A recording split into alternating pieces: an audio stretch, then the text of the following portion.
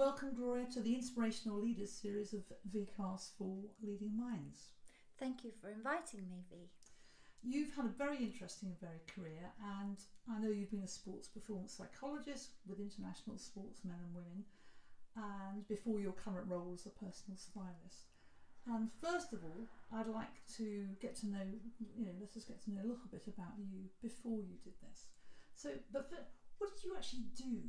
What did you want to do when you were growing up as a child? When I was very young, I wanted to be a ballerina. And I did a lot of ballet until the age of 16, when I discovered boys and having a lot of fun and realised I didn't have the discipline to be able to carry on. Then came my next career, and I decided at the age of 11 that I would like to be an air stewardess, because I thought that would be a rather nice way of seeing the world. And that is indeed what I did. My first job was at Heathrow Airport as a junior secretary for Lufthansa. And then the day I was old enough, I applied to BOAC and was lucky enough to be accepted. So tell me, what sort of skills and talents did you start to develop in those early stages of your career, which you've built on and utilised? I think I was always very good with people. I always had a Saturday job, so I worked in Woolworths and all sorts of places like that. So I was quite used to dealing with the public. I think dance is really helpful. I think it gives you confidence.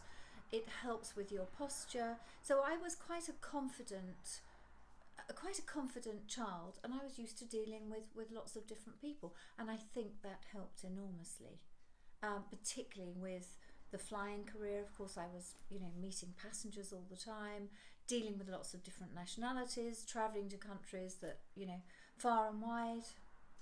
So tell me, how did you get into, you were initially, when I met you, you were working with many famous sports personalities. But tell us, how did you get into sports as well? Because I know that's been a very key part of your journey. Very much so. I decided one day when I was, I think I was probably about 25 or 26, and I was a secretary, and I was pretty bored with it. So I decided it might be fun to work in Formula One. So I found out where my nearest team were based, and I turned up with my CV and I asked for a job. And I was very lucky because I was taken on about a week later, and I joined this newly formed Formula One team.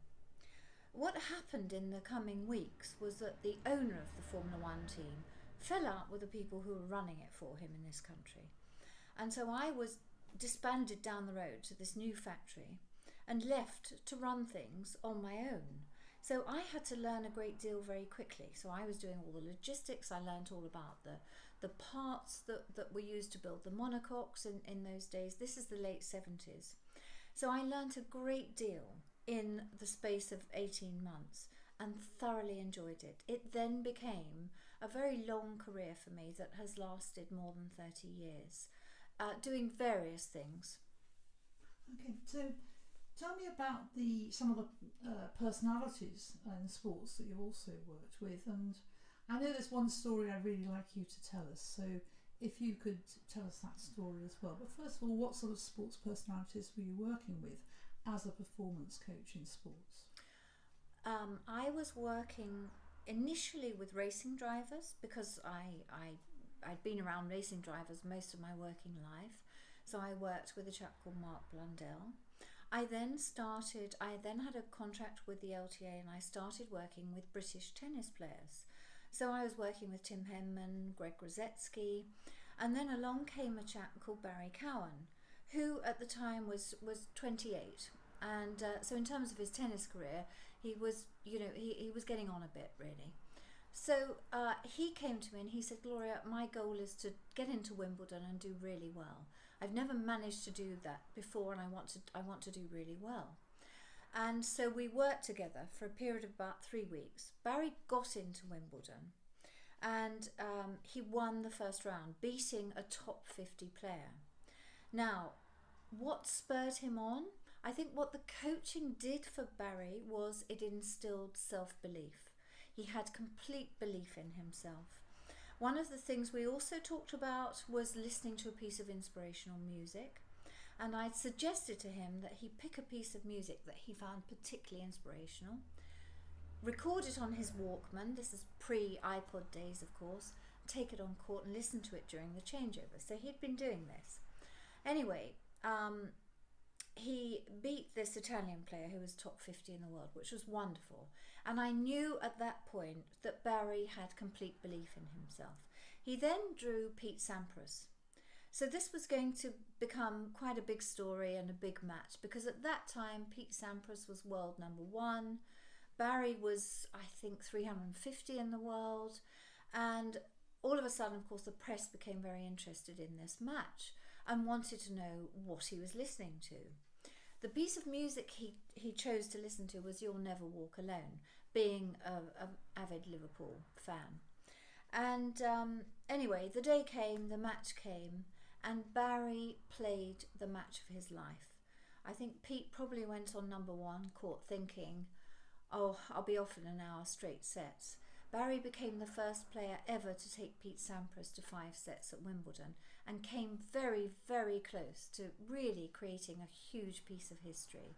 It was the most wonderful day imaginable, and on the back of that match, even though Barry did ultimately lose, Barry went on to have the best year of his tennis career. He won a tournament in Brazil, and on the back of that match he also was offered a contract to commentate with Sky, which he still does today. Wonderful. What a great story. So you can't, when you look at the first impressions of Barry as ranked 350, you wouldn't think, and I think you said he drove around in a beaten up old Ford Fiesta. Yes, exactly. I think first impressions weren't very, didn't depict very much for him. But anyway, let's move on to your chosen topic of first impressions. As a professional stylist, what's important to you about first impressions?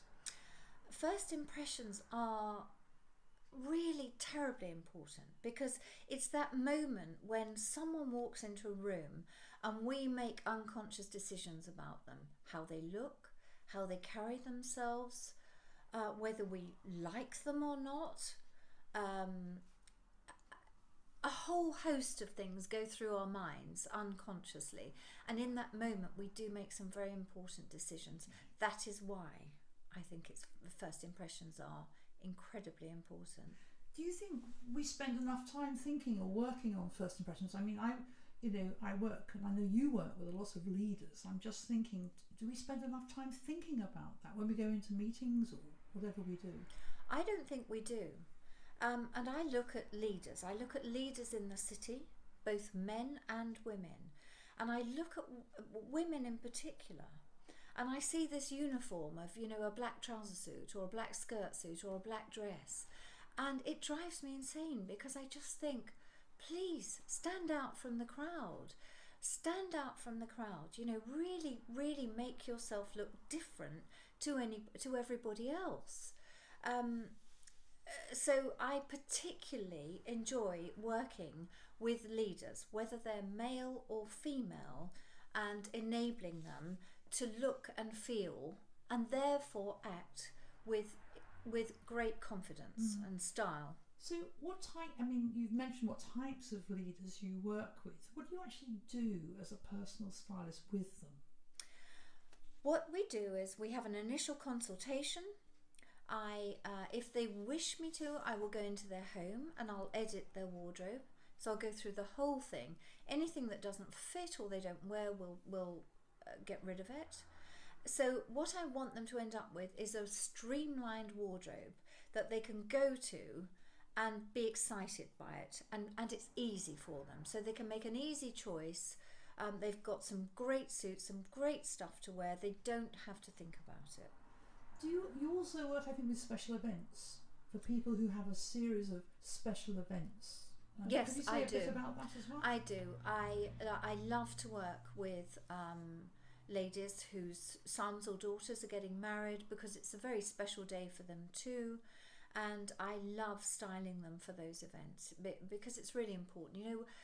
we get to a certain age and perhaps our figure isn't what it was and we're not feeling quite as confident, we're not really quite sure what we want to wear, but we know we don't want to look like a stuffy mother of the bride or groom. Tell me about the work you do with men, and you know, male leaders of organisations. What's the work you do with them? I mean, because I'm sure many men think, well, they just, you know, buy a suit and or get a suit made for them, and that's it for them. What sort of work can you do with them as well? It's great working with men, actually. It's really great working with men, and I help them to feel, really understand what they're wearing and what a difference it's going to make to them, and how it's going to help them to deliver, you know, important presentations or media work they might have to do when they're, you know, standing there in a fantastically well fitted suit and shirt and tie, and helping them with their posture and their delivery. And I've worked with some top leaders in London who still find some of these presentations that they have to do, you know, a little daunting. It is one of our greatest fears as a nation, isn't it? Public speaking. And if by helping them to look and feel better about themselves, it then helps them in their business, then I've done my job. Fantastic. I have a quote I'd like to share with you. It's Colleen Atwood, an American costume designer. And as you probably know, she was nominated for, I think it was 11 times, for different Academy Awards for Best Costume Design. And this is a quote that I want to just share with you, and you know, I'm interested in your thoughts about this. And she said, "Costumes are the first impression that you have of the character before they open their mouth. It really does establish who they are." I agree with that to a point, but it's not just the costume. It's the whole being. It's the way that person carries themselves. It's their smile, it's their eyes, it's their lips, it's their hair, it's everything. Costume plays a huge part in it, but that's not everything. Do you have any interesting quotes that resonate with you that you'd like to share with us? Yes, I read an interesting one recently by a very top businessman. I can't recall his name right now. And I guess he's known as a nerd. And what he says is, we're all nerds. Nerd equals someone who's passionate about something. So if my passion is people making a difference to their lives, fashion, helping them to dress, to look and feel fabulous, then I quite like the idea of being a nerd. That's wonderful. Thank you very, very much indeed, Laura, for being part of this series of programmes. I'm really grateful for your time. Thank you. My pleasure.